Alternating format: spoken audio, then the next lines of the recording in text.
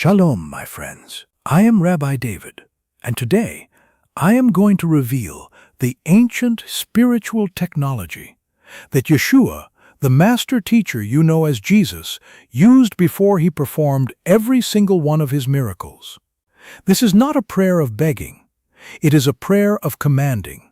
It is a technology that has been hidden, misunderstood, and stopped being taught in its true power. Once you understand it, you will never pray the same way again. But before I unveil this powerful truth, I need you to make a declaration of readiness. Go to the comments right now and write, "I am ready to command miracles." This is your first step in signaling to the universe that you are no longer a beggar, but a co-creator. Our mission here is to gather an army of 100,000 souls dedicated to mastering this spiritual technology. If you are ready to be one of them, subscribe to this channel now. And for those who are truly serious about accelerating their journey, for a limited time, I am opening the doors to the Torah Millionaire Business School for just $299. This is where I unveil the complete Torah wealth system. The doors are closing soon. The link is in the comments. I understand the agony of a prayer that feels like it hits a brass ceiling, because I was once a prisoner to it myself. I know this because I lived it. There was a time, years ago, when my youngest son fell gravely ill. It began subtly, a fatigue that wouldn't lift, a paleness that clung to his skin. But it quickly escalated. The doctors were concerned. They used words like chronic, autoimmune, and uncertain. Every night, I would go to the synagogue, the ancient stones echoing with centuries of prayer, and I would open the Psalms. I would pray with all the desperation of a father watching his child suffer. I begged. I pleaded. I bargained with God. I reminded him of my service, of my devotion. I cried out until my voice was hoarse and my spirit felt like a hollowed-out gourd. I was doing everything my religion had taught me to do. I was a rabbi, for God's sake. I was supposed to have the direct line. If anyone's prayers were supposed to get a direct line to heaven, it was mine.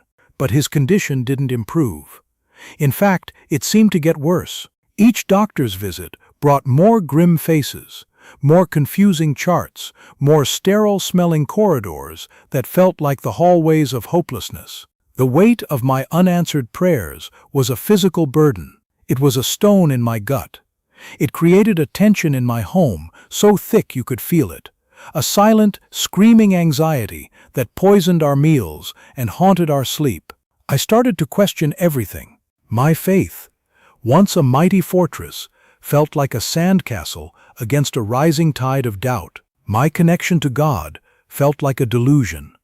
I had spent my life studying the scriptures, teaching the power of faith, and yet, in my moment of most profound need, there was only silence. The silence was the most terrifying part. It wasn't a peaceful quiet. It was a hollow echo in the chambers of my soul, a cosmic void that screamed back at me, "You are alone." I was a spiritual failure. The enemy we are all fighting is what I call the orphan consciousness. It is the insidious lie, whispered into our souls from the moment we are born, that we are separate from God. It is the consciousness of a spiritual orphan who believes his father is a distant, angry king who must be appeased, begged, and convinced to show favor. This isn't just a religious problem. It's the root of all human suffering. When you feel like an orphan, you hustle for your worth. You chase money, not as a tool, but as a validation of your existence. You seek love, not to share your completeness, but to fill your emptiness. You view sickness as a punishment, not as a signal. The hidden mechanism of this enemy is that it turns prayer into a declaration of our powerlessness. Every time you beg, you are affirming your lack. Every time you plead, you are cementing the belief that the miracle is not already yours. You are praying from a position of scarcity, not from a position of divine inheritance. You are telling the universe, "I do not have it. I am not worthy. Please, give me something I do not deserve." The cost of surrendering to this enemy is a life of quiet desperation. It is a life of unanswered prayers, of miracles that almost happen, of a constant, nagging feeling that you are spiritually disconnected. It is the tragic reality of arriving at the end of your days believing that God is a miser, when in fact He is the infinite ocean of abundance, and you have spent your life coming to Him with a thimble. But what if I told you that the code to defeating the orphan consciousness was embedded in the Torah thousands of years ago, and that this is the very code that Yeshua himself, a master rabbi, lived and taught? In the book of Exodus, chapter 14, we find the Israelites trapped at the edge of the Red Sea. The Egyptian army, the most powerful military on earth, is closing in behind them. Before them is an impassable wall of water. They are terrified, and Moses, their leader, does what any of us would do. He cries out to God, and God's response is one of the most misunderstood and powerful statements in the entire Torah. He says to Moses, Ma titzak elai? Why are you crying out to me? Tell the Israelites to move forward.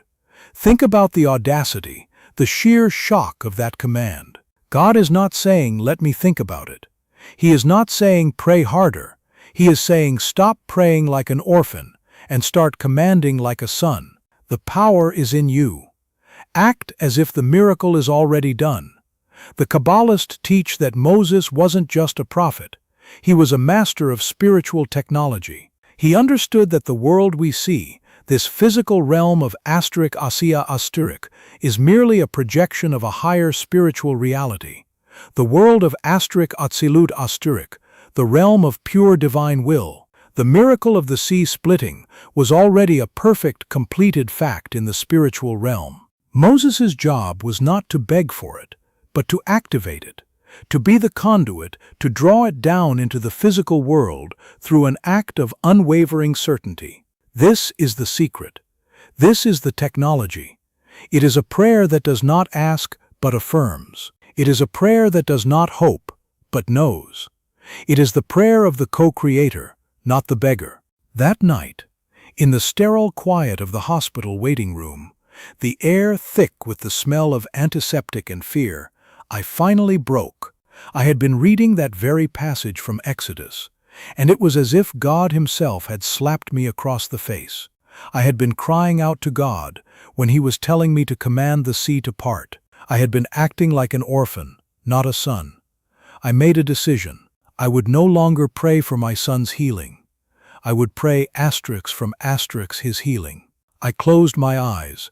I shut out the rhythmic beeping of the machines and the hushed, worried voices of the nurses. I didn't see a sick boy in a hospital bed. I saw him in my mind's eye, a year in the future. He was running in our backyard, his face flushed with joy, laughing, chasing a soccer ball. I could feel the warmth of the sun on my face as I watched him. I could smell the freshly cut grass. I felt the overwhelming wave of gratitude, the profound peace of a father whose son was whole and healthy. And I spoke the words, not as a plea, but as a declaration. Father, I said, my voice no longer trembling with fear, but vibrating with a strange new certainty. I thank you that you have heard me. I thank you for the perfect health that is my son's divine birthright. It is done. At first, nothing happened externally. The machines kept beeping. But internally, a universe had shifted. The stone of anxiety in my gut had dissolved. The fear was gone, replaced by a profound and unshakable peace. I fell asleep in that uncomfortable chair and slept deeper than I had in months. The next morning, the doctors came in on their rounds. They were puzzled. One of them was holding a chart, frowning. I don't know how to explain this, he said. His inflammation markers have dropped by 70% overnight. It's remarkable. Within 3 days, my son was discharged. Within a week, he was the same vibrant, healthy boy I had seen in my vision. I had not changed the circumstances. I had changed my consciousness, and the circumstances were forced to follow. Now, let me give you the practical application. I call it the Lazarus Protocol. It is the very same technology Yeshua used when he stood before the tomb of his friend Lazarus. Notice his words in the book of John, chapter 11. He does not say, "Please, God, if it is your will, maybe you could bring this man back to life." No, he looks up to heaven, and he says, "Father, I thank you that you have heard me." He gives thanks for a result that has not yet appeared in the physical realm. He is operating from the end. This is the Lazarus protocol. It is a three-step process. Asterisk, asterisk. Step 1. The vision of the wish fulfilled. Dot, asterisk, asterisk. You must close your eyes and see, feel, and experience the reality you desire as if it is already true. Do not see the sickness, see the health. Do not see the empty bank account, see the statement overflowing with abundance. You must make the future dream a present fact in your imagination. Your imagination is the workshop of God. As the great mystic Neville Goddard taught, an assumption, though false, if persisted in, will harden into fact. This is not positive thinking. Positive thinking is trying to paint a rotten wall. This is a complete reconstruction of the foundation. You must be so lost in your vision that it feels more real than the world outside. Asterisk, asterisk. Step 2. The prayer of gratitude. Dot, asterisk, asterisk. Once you have the feeling of the wish fulfilled, you speak the prayer, but it is not a prayer of supplication. It is a prayer of thanksgiving. You say the words, "Father, I thank you that you have heard me. I thank you for the desired reality." You are thanking Him for a thing you have not yet seen with your physical eyes, but that you have already accepted as true in your consciousness. This act of gratitude is the highest frequency of reception. In modern terms, it is aligning your vibrational frequency with the frequency of your desire. Gratitude is the signal that the transaction is complete. It is the spiritual signature on the cosmic contract. Asterisk, asterisk. Step 3. The Sabbath of the senses. Dot, asterisk, asterisk. This is the most crucial and difficult step. After you have performed the first 2 steps, you must completely drop it. You must enter a state of spiritual rest, a asterisk Shabbat asterisk for your senses. You do not look for signs, you do not check for results, you do not dig up the seed to see if it is growing. You go about your day in the calm and confident assurance that what you have done is done. You must deny the evidence of your senses and live in the reality of your assumption. This is the meaning of the biblical command, "Be still and know that I am God." The stillness is the faith. Now, let me tell you about a student of mine, Michael. He was a brilliant entrepreneur, but his business was on the verge of bankruptcy. He owed his creditors over $500,000. He implemented the Lazarus protocol. Every morning, he would see his bank account with a positive balance of $1 million. He would feel the relief, the freedom. He would say, "Father, I thank you for my thriving, debt-free business." Then he would refuse to look at his real bank account. He refused to entertain the fearful thoughts. Within 60 days, an investor he had spoken to a year prior called him out of the blue. The investor said he had a good feeling and wanted to invest.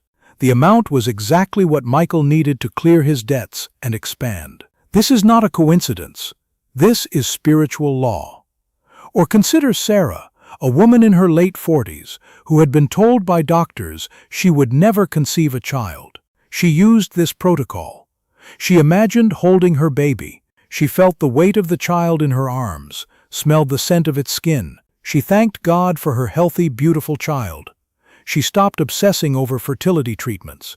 A year later, she gave birth to a perfectly healthy daughter. The doctors called it a medical anomaly.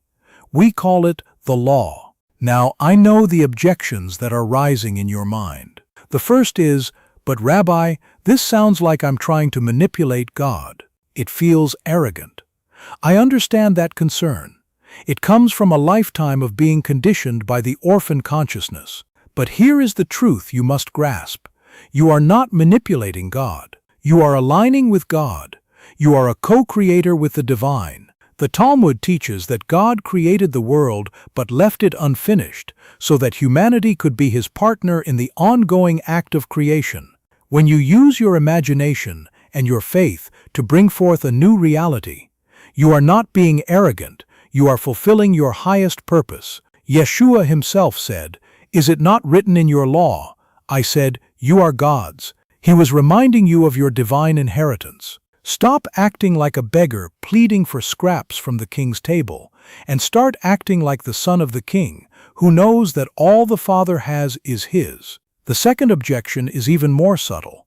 But what if it's not God's will? This is the ultimate trap of the orphan consciousness. You have been taught that God has a secret, unknowable plan, and your desires might be contrary to it. But the scriptures say it is your Father's good pleasure to give you the kingdom.